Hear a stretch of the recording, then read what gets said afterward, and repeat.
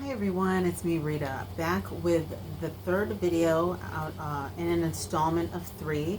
We're back with Jennifer. She has told us in the first 2 videos, if you have not seen them, it's called Jennifer's Story. It is about how her abusive relationship started and basically how it kind of ended.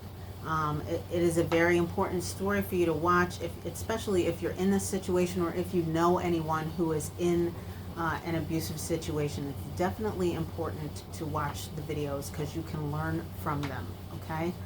So please be sure to share the videos. So now we're talking about more of present day. We're talking about here in 2020, since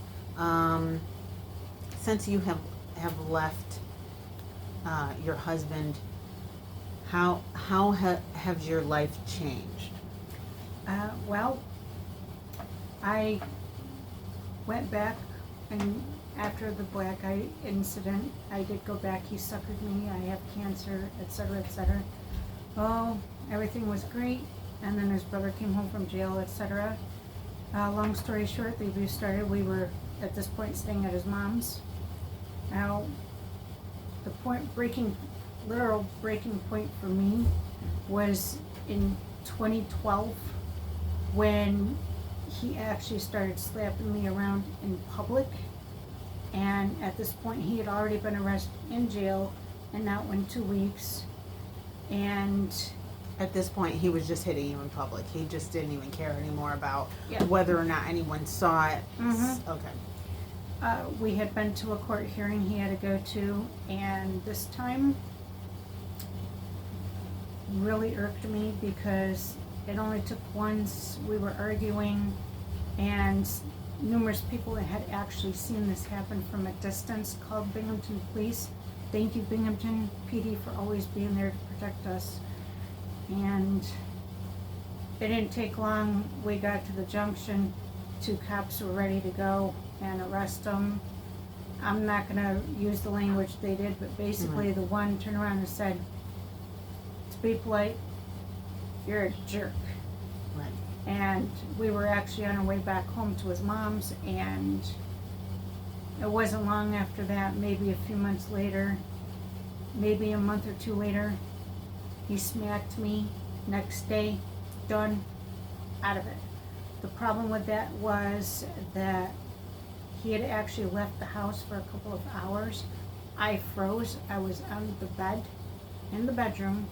I froze. I had $1.50 sitting next to me. I froze. I couldn't move. I was too petrified that it was just a trap to see what I was going to do.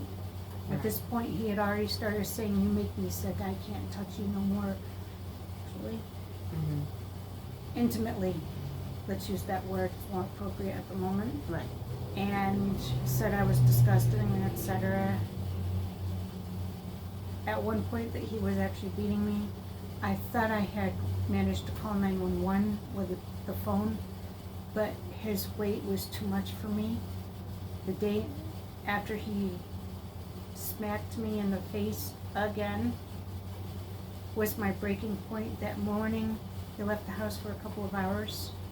I froze, and when he got back, he actually believed at this point I had actually moved off that bed. No. Wow. Shortly after he and a friend of his got back, his mom came home. So that was my escape plan. I turned around and I said to him, I said, well, I'm going to go hang out with your mom. At this point, I didn't know she was two-faced and a backstabber. And yes, I mean that. Oh, a lot of abusers and narcissist family members will kind of make excuses for them. Will basically make a million excuses for them so that their behavior is okay. Yeah. But she didn't know the extent of it until the second time I ended up with a black eye, and we were leaving and I had to put makeup on. He said it was his former friend's ex-wife that beat me up when it wasn't. She knew better. Well, next morning, I said to her, we were talking, and I said, I'm done. I'm out of here. If someone calls and you go to leave, can I please go with you? Right. Well, sure enough, I no more said it. His brother called, he wanted cigarettes. And we looked at each other and I'm like, I'm done. I'm out. I left with her, called my father down the road after we dropped his brother back off. And I called my father, told him what was going on, and I said, I need your help, and Right. I'm done. I can't do it. This is April of 2012. She took me to my uncle's. I'm not going to reveal locations at this time. Right, no, that's not necessary. And this time, I never looked back. Okay. We are now divorced. He went to prison. Unfortunately, a couple of months ago, he got out. So my level of anxiety and panic went up. Right. At this point, I'm doing really well. I've been working the past 3 years for a local company, and I'm actually doing well. I have my own place, have a really great support system. My mom, my brother, Rita, and a bunch of other people. I love you all. Mwah. So we're talking about, so at the end of this is basically, so since 2012 to current. So although it sounds like it's a current story, she's actually been gone almost since, for almost 10 years now, right? It'd be like 8 years.